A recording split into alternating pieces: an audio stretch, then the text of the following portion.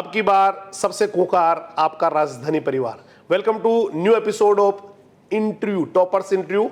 और इस समय हमारे साथ है कक्षा 10 के एक फिर से टॉपर भाई श्री कृष्ण, रहने वाले आप भैंसलाना के हैं, बुकरों की डाणी के। और अब इनसे हम लगातार बात कर रहे हैं क्योंकि एक टॉपर जो होता है वो सबके लिए मोटिवेशन होता है। गाँव से निकल के, जैसे कि मैं पहले वाले इंटरव्यू में बात कर चुका हूँ, गाँव से निकलना, हालात जो है ना वो गाँव के आपको पता है किस तरह से होते हैं, पढ़ाई का ज़्यादा। लेकिन आज जो है ना सबसे ज़्यादा सक्सेस रेट है वो गाँव की है। हर बच्चा जुनूनी है, हर बच्चा जो है ना हिम्मत से, बड़े ताकत से लगा हुआ है और अपने लक्ष्य की तरफ धीरे धीरे जो है ना बढ़ता रहता है और एक दिन बहुत अच्छा भी करता है। सारे बच्चे अच्छा कर रहे हैं। और अभी हमारे साथ जुड़ चुके हैं श्री कृष्ण, और श्री कृष्ण भी 9th से यहाँ पढ़ रहे हैं, 10th क्लास में है। 10th क्लास में यहाँ पढ़ा है, 9th में कहीं और पढ़ के आया है, मतलब 1 साल यहाँ पढ़ा है। तो कृष्ण भाई से एक तो पहले परिवार के बारे में जानते हैं, बेटा घर पे कौन कौन लोग हैं? सर मेरा नाम श्री कृष्ण है, मेरे पापा का नाम मुकेश कुमार जी और मेरी मम्मी का नाम मंजू देवी। हमारे घर में हम 8 मेंबर रहते हैं। 8 मेंबर रहते हैं। हाँ, सबसे बड़े हैं मेरे दादाजी, फिर मेरी दादाजी सबसे बड़े दादी हैं परिवार में, फिर मेरे पापा, फिर मेरी मम्मी, फिर मतलब दादा दादी साथ रहते हैं, यूँ हो गया ना। फिर पापा मम्मी हो गए, फिर हम 4 भाई बहन हैं। 4 भाई बहन हैं, जिसमें आपका कौन सा नंबर है? मेरा तीसरा नंबर है, 2 बड़ी बहन है, फिर मैं हूँ, फिर मेरे से छोटा एक भाई है। छोटे वाला कौन सी क्लास में पढ़ रहा है? वो इस बार 6th क्लास। इसकी बड़ी दीदी भी यहीं पढ़ रही है, वो अभी जेट CUT वाली तैयारी कर रही है और बेटा भी यहीं पढ़ रहा है। अच्छा, क्या चल रहा है बेटा दिमाग में, क्या करना है, क्या बनना है, क्या लेना है आगे चल के? सर मैंने सोचा है कि अब मैं 11th क्लास में आया हूँ, अब मैंने सोचा है मैं बायोलॉजी लूँगा और डॉक्टर बनूँगा इन फ्यूचर।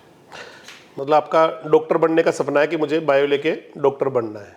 अच्छा बेटा, कैसे ये रिजल्ट के बारे में कैसे पता लगा आपको, भाई मेरे इतना परसेंट बना है? पहली बार किसने बताया आपको? सर पहली बार मेरे को दीदी ने बताया। घर पे ही? तो कैसा माहौल हुआ जब पता लगा कि 95% बनी है? कोई आसपास में और किसी की बनी है कि 95? नहीं सर, नहीं बनी है। तो कैसा लगा बेटा, घर पे सब कैसा महसूस कर रहे? सोचा था कि 90 या 91 के आसपास बन जाएगी, लेकिन फिर मेरे स्कोर मैंने जाना तो मुझे एकदम से तो ऐसे लगा कि हो ही नहीं सकता, इतनी बन गई। सारे बच्चे जो है ना यूँ लग रहा है कि भाई इतना बनने की थी नहीं, भाई ये होता ही है, ये बहुत अच्छी बात है। मैं इस ऐसा जो करता है ना बच्चा, जो ये मानता है कि 2-4% पहले से कम करके लगता है, उसको कोई झटका नहीं लगता। अब कई सारे बच्चे जो होते हैं वो 99, फिर बाद में पता लगा वो है ना 89 ही बनी है, तो उसके बाद वो बिल्कुल मायूस हो जाते हैं। तो पहले से माइंडली इन्होंने कर रखा था भाई 2-4 नंबर और काट के रख लो, कितनी तो बन ही जाएगी, है ना। और डॉक्टर बनने का आपका सपना है, घर वाले सारे जो है ना इसी उसमें लगे हुए हैं। बच्चों को आज का टाइम ऐसा ही है, इंसान जो है ना इंसान अपने बच्चों को कामयाब करना चाहता है, आगे बढ़ाना चाहता है। उसके लिए चाहे वो है ना किसी भी लेवल तक चला जाए, बहुत मेहनत करते हैं और बहुत अच्छा करते हैं। तो भाई यहीं पास का रहने वाला है, बस में लगातार आया। अच्छा, यहाँ का कैसा बेटा, यहाँ टीचर्स वगैरह का कैसा लगा, कैसे पढ़ाया सर ने, सब ने? सर यहाँ राजधानी की जो टीचर्स की टीम है वो वाकई में गजब है। यहाँ साइंस के टीचर, मैथ, सारे टीचर एक से बढ़कर एक है। हाँ, तो बढ़िया लगा मतलब, है ना।